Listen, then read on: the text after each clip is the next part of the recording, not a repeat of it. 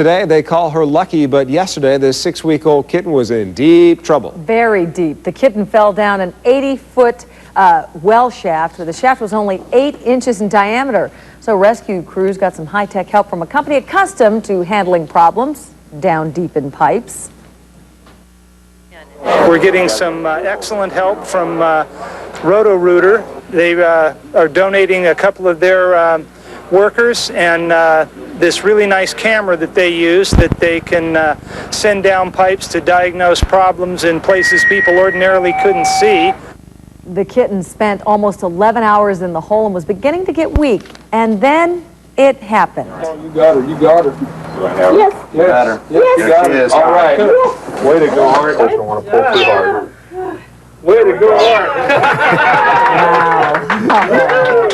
A very happy cat after that. I love that. Way to go, Roto-Rooter. Yeah, Good job. You know what? They do more than just what we know them for. Yeah. All right. They hooked them. What kind of bait they were using there?